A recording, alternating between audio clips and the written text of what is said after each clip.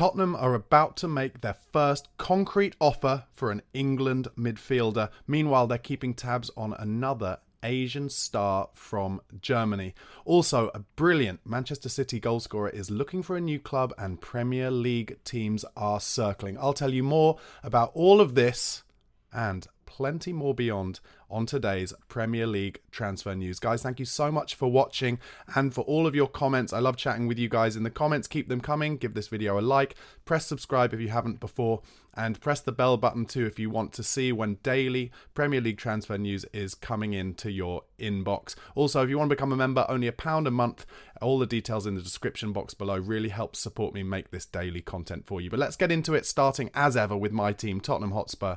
And we are apparently monitoring Stuttgart central defender Hiroki Ito. He has a release clause of between £21.5 and £25 million. This is according to Tom Barkley, great journalist. Check him out on Twitter if you haven't already. The key thing about Ito, and this is one that I think could well have some legs, is that he's incredibly versatile. He can play at left back as well. And as we know, Ange Postecoglou is all about the versatility. Not just players up in the final third who can play in the 9 spot, but also wide, but also at defensive level too. He is looking for a fourth centre-half to, complement Romero, Van der Ven and Dragusin, but ideally one who can also play out wide. And Ito can do that on the left. So be interesting to see whether this one has any legs. Guys, have you seen much of Ito? Let me know in the comments if you have and what you think he's like.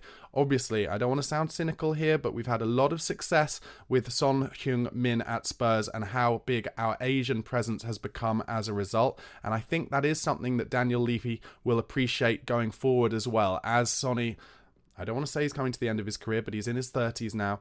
As he kind of starts heading slowly towards retirement, I think Daniel Levy will want to kind of back up that Asian presence with someone else. And Ito is a Japanese international. So keep your eyes peeled on that one. Meanwhile, Alistair Gold has done another one of his long-form YouTube videos. I love those. So good. Check them out if you haven't already. And he's been talking about some of the insights he's got from some of his contacts at Spurs in terms of the names of players that are being bandied about within the recruitment team. Some of those are players that I've talked about on these videos, but the list he gives is Yusuf En-Nesyri, Omar Mamouche, Ivan Toney, Victor Gyökeres, Jonathan David, and Santiago Jimenez. All of these are either players that I've talked about on my transfer videos, or a lot of you guys have been talking about within the comments as players that you think would be right for Spurs.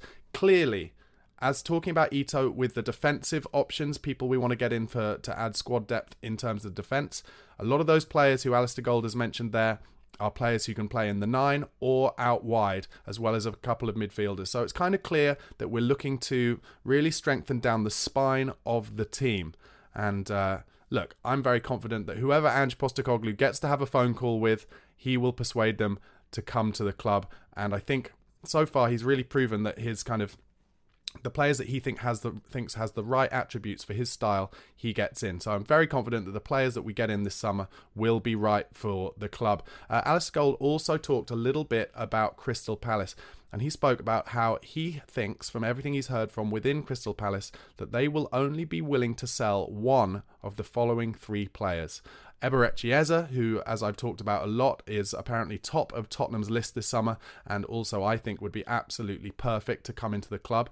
Michael Olise, who is a player I would also love to have at Spurs, but I personally think that he's probably swimming in slightly deeper waters, by which I mean clubs who can pay him more in weekly wages. Obviously, Olise, Man City matched his release clause last summer, and he chose at the last minute not to go to the Etihad.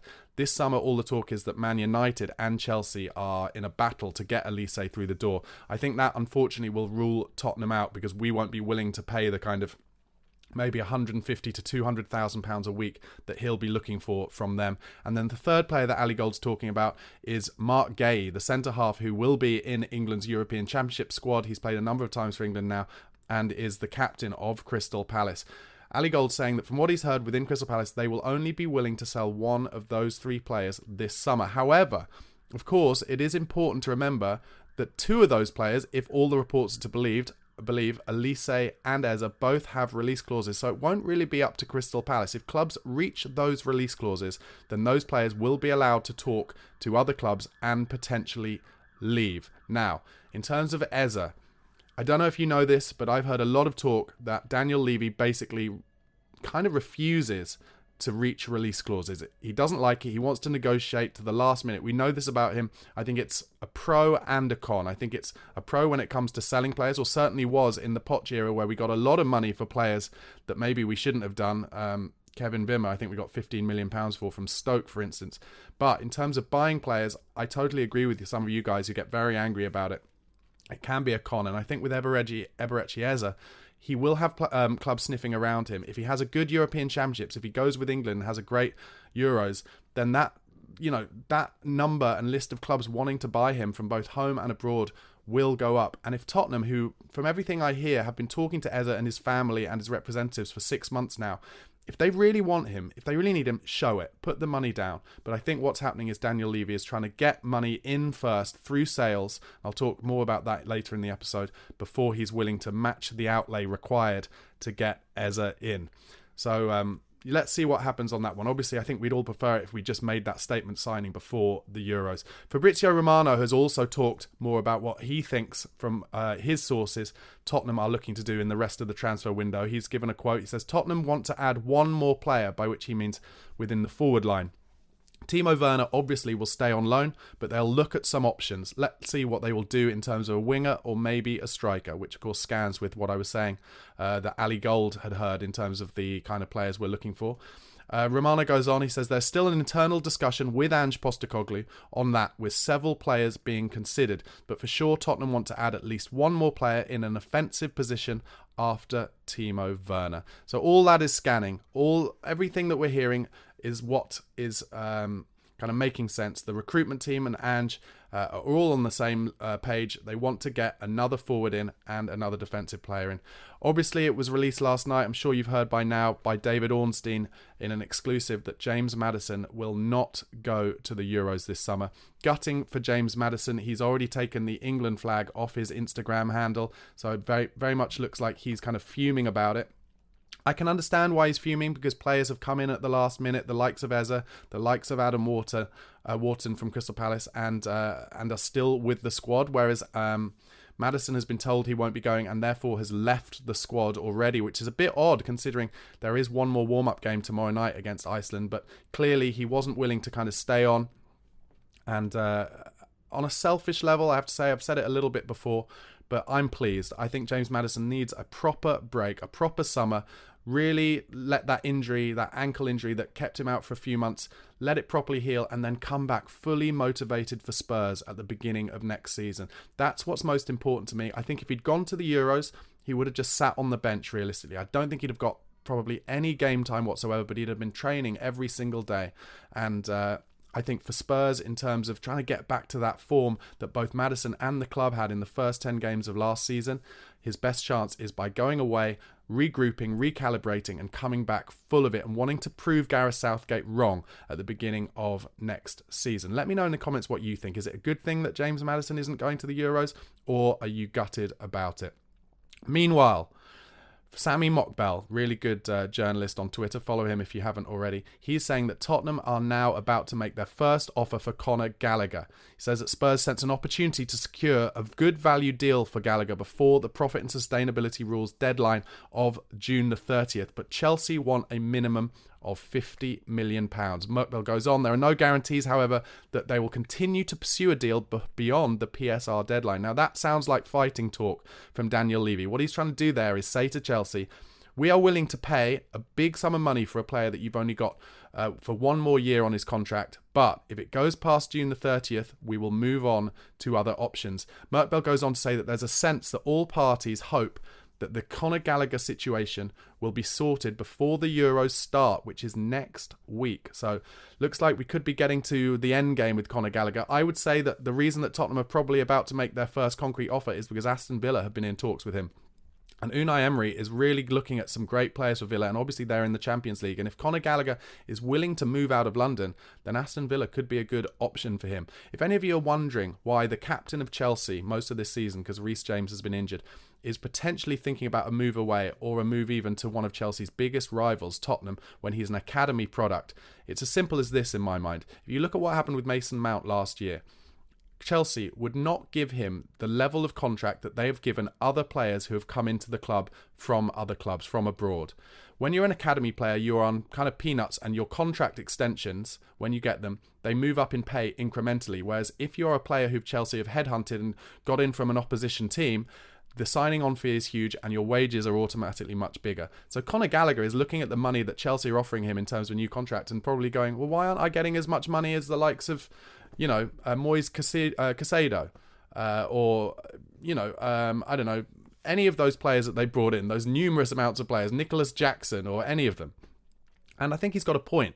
He's been captain most of the season. The Chelsea fans absolutely love him. They just have to pay him what it's worth. And if they do, he will sign the contract. But in the meantime, he is willing to talk to other clubs. And also, I think it'd be really interesting if Villa and Spurs don't get a deal agreed, if then Conor Gallagher allows his contract to run into its last year, because then there could be a real snip to get him at next January when he could be available for something like 15 to 20 million pounds, or further on in a year's time from now, for free completely. If I'm in Conor Gallagher's shoes right now, I hold all of the cards, and I would be looking at maybe, unless I get the perfect offer from another club or a better offer from Chelsea, I'd be looking at letting it run into my final year. There's a lot of kind of, divisive talk in the comments about Conor Gallagher. Let me know what you think about him. Do you think he'd be good for Spurs? I personally think if Ange Postecoglou likes him, and he is an elite presser, if he likes him, I would get him in. I think it's very exciting potential move, and of course he's a homegrown player as well.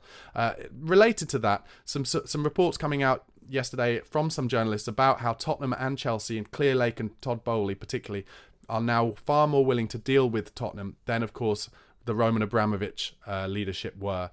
It's likely that any offer from Spurs will be listened to, whereas back in the day that wouldn't have happened. Another rumour coming out yesterday, Spurs apparently interested in Fulham midfielder Andreas Pereira. Now, a lot of talk in my comments about that being an underwhelming possibility. Whenever I've watched Andreas Pereira, I've actually always been really impressed with him on the ball. Very talented, exciting player, great set-piece taker, and the kind of player that I could see as a potential backup for James Maddison if we're looking for squad depth. However, I think Fulham would probably want a lot of money for him, so I'm not sure how possible that realistically is. But a lot of people in my comments, like I said, not really liking Andreas Pereira as a possibility for Spurs. But I don't know. I think it could be interesting. We do need some backup for James Maddison, because whenever Maddison has been injured this season, we've lacked creativity completely. And if we're looking at Gallagher, that's not going to add the kind of creativity. He's a good finisher. He's a good late runner into the box, but we need someone who can potentially play in the 10 as well. Obviously, if we got Eza through the door, he would be that player, because he could play on the left or he could play in the 10, and that would be exciting.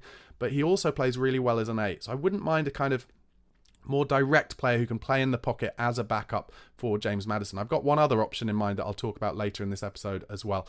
More rumours of Spurs interest coming out of Holland. We're interested in Feyenoord right back Lucharel Gatrida, apparently.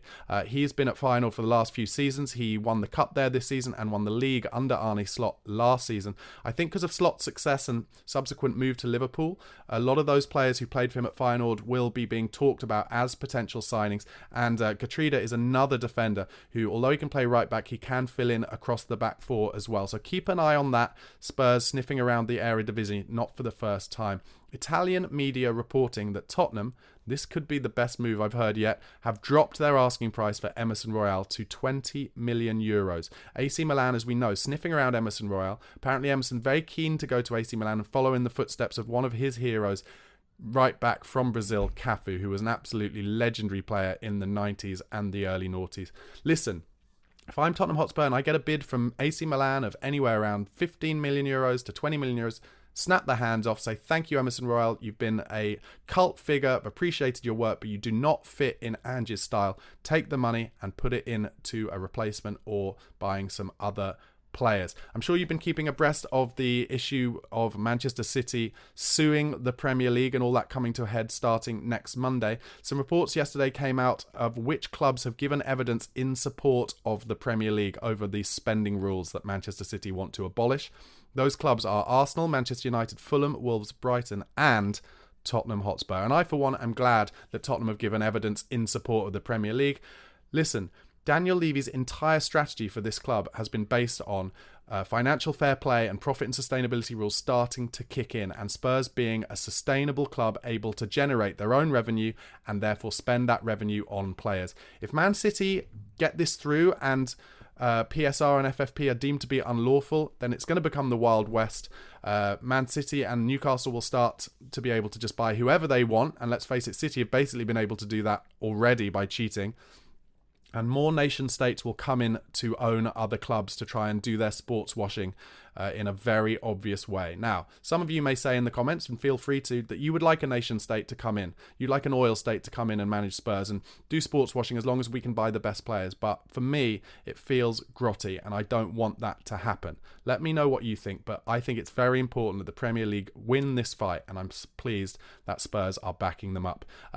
Some more news. Lucas Bergvall has been announced as one of the nominees for the Golden Ball Award. That's very exciting. If you don't know, the Golden Ball Award is the award for the best young player in the world. And we got Lucas Bergvall coming into Spurs on July the 1st to get up and running at pre-season, and he is on that list. So it'll be exciting to see where he comes in that. Meanwhile, Son Heung-min has done an interview where he has said that he doesn't want to be called a Tottenham legend until he wins some silverware at the club. What a guy.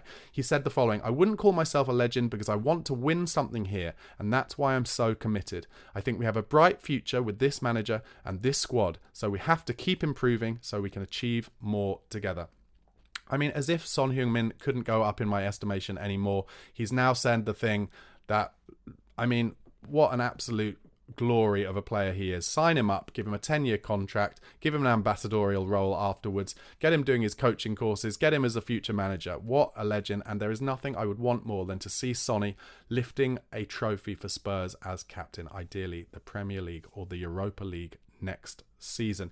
Meanwhile, Mickey van der Ven has talked a little bit about his issues he's had growing up in terms of his body and how things have improved since he's joined Spurs. He said, "While I was growing up, I had a lot of problems with my knees because I became a long, lanky person. When I had to turn, I looked like a tractor. But by training a lot in recent years, the speed has come back. In England, we spend an incredible amount of time in the gym, which means I already gained 5 kilos of muscle strength in 1 year at Spurs." Listen, Mickey van der Ven, if he's able to put on muscle strength as well as keep that speed, what a monster of a player we have. We are so fortunate to have Mickey van der Ven and Christian Romero at centre-half at the moment. I would say they are 2 of the 5 best defenders in the entire league, and they're only going to get better. And as we're able to support them with better players around the rest of the squad, I think they will be seen for the genius centre-halves they are, and I think they may even end up further down the line in their careers playing for the likes of Real Madrid or Barcelona if those clubs could afford to get them out of Spurs. Really unbelievable players. Troy Parrott, of course, scored the winner for Ireland the other night. He's talked a little bit about Spurs. He said, "I've not yet spoken to Ange Postecoglou regarding my future. I'm sure I'll have those conversations after my break. I just want to have a holiday and go from there." Fair enough. Troy Parrott's had a great season at Excelsior in Holland, scored 17 goals, a couple of hat-tricks in the last few games, and I'd love to see him come back into Spurs, give it his all in pre-season training and see what Ange thinks of him. I think it could be a good match. We need someone who's really good holding the ball up, and I think Troy Parrott has the strength to do that. I'm sure you've seen Antonio Conte has signed in at Napoli. Be interesting to see how he does there. I would suggest very negatively and defensively. Manos Solomon is back on the training field. He's had a meniscus injury all season, has barely played for Spurs since he had a bright start, actually, especially in that Burnley game away, where he set up a few goals for Sonny in his hat-trick at the beginning of the season. He said on his Instagram he can't explain how much he's missed it being back on the pitch. Do you think Manos Solomon will stay at Spurs, or do you, kind of like me, see that as having been an opportunistic signing that Tottenham made, and if we get any money in for him anytime soon, it's likely that we would let him go? However, he does have kind of blistering pace, and that might be a good squad depth option for Tottenham. Meanwhile, Tottenham have been mentioned by Ajax striker Brian Brobby in terms of his dream destinations. He's an exciting young player. Keep an eye out for him. He said in terms of clubs that he likes, Real Madrid, Manchester United, Arsenal, that's a shame, Brian, and Tottenham. So, I don't know, little come and get me plea from Brian Brobby. Big guy, big striker. Be interesting to see how his career progresses. Meanwhile, Christian Eriksen, a club legend if you ask me, scored an amazing winner for Denmark in their Euro 2024 warm-up in Denmark yesterday. The Man United midfielder, I think, will be available this summer, and he wouldn't be a bad backup for James Maddison if you ask me. Bring him in, say to him, you'll just be backup for James Maddison, you can play some Europa League games, and Maddison can learn from you as well. I think they could teach each other some stuff, in fact. I'd be very excited if that was an option we could bring in. Man United have played him in the wrong position all this season, and he's had a lack of games as a result. They keep playing him in an 8. He shouldn't be anywhere near an 8. He should be a 10. You should just give him the ball because he's one of the best playmakers of the last, generation, in my opinion. Okay, on to some other more general Premier League transfer news and transfer rumours from beyond. Benjamin Sesko, the story won't go away. Fabrizio Romano says he's going to take some more days to decide on his future. RB Leipzig have offered him a new contract. He had a huge offer from Saudi Arabia that he said no to, and Man United, Arsenal and Chelsea have all approached him. Be interesting to see where he goes. What a big talent he is. Meanwhile, Saudi Arabia want to buy Alisson from Liverpool. That would be a huge loss to Liverpool if Alisson moved away. He is honestly underrated as a goalkeeper, and I still think he's one of the 2 best goalkeepers in the world. If they lost him, they would struggle to replace him. So keep an eye on that. I personally, as a Spurs fan, would love to see Liverpool sell Alisson. Meanwhile, as I mentioned at the top, a big striker from Man City has said he wants to leave the club. That's Julian Alvarez. Atletico Madrid are interested in him, but he doesn't want to go to Atletico. Apparently, he wants to stay in England, and some Premier League clubs are circling. And a lot of Spurs fans on social media saying, can we go for Julian Alvarez? He'd be the perfect striker for us. Well, I know it's exciting when big-name players become available, but I'm not sure he would be the perfect striker for us. I think we need someone who can hold the ball up a bit better. But also, I think Daniel Levy will be put off by the £80 million that Manchester City are apparently looking to get in for Julian Alvarez. So I cannot see that one happening. Meanwhile, Man City are apparently close to signing Troyes winger Savinho. That's Troyes in France. Man City need another winger? Of course they do. Stockpile your wingers, Man City. Just buy as many as you can. Meanwhile, Erling Haaland has talked about his contract extension. He says, I've had 2 fantastic years. I have 3 left. That's all I can say. Are there ongoing talks? That's all I can say, what I just said. I think Haaland will look for a move after this contract, personally. I think he's one of those players who wants to go and play for his dream clubs, and I wouldn't be surprised if he ended up at Real Madrid. My God, if you saw Erling Haaland and Mbappe in the same team, that would be frightening. Arsenal have apparently contacted Everton over on Amadou Onana, another player who Spurs have been interested in. That's according to Fabrizio Romano. Thomas Partey, of course, leaving Arsenal, so you could see them going for Onana. Meanwhile, Man United have made an offer of £51 million for Lenny Euro. They're also in talks regarding new deals for Johnny Evans and Tom Heaton. That's a bit embarrassing if you ask me. I don't think they should have Johnny Evans as one of their squad depth options. I know he did all right this season, but let the man go out to pasture, for goodness sake. Chelsea apparently have no plans to let Lukaku go off on loan. They want a permanent deal or nothing at all. There's a £38 million exit clause for Lukaku. That seems a lot for a player in his 30s already. Meanwhile, West Ham are interested in signing Bayer Leverkusen defender Odilon Kosunu, valued at £25 million. Bournemouth have made their first signing of the summer with Alex Paulson. That's just £2 million. He's a goalkeeper.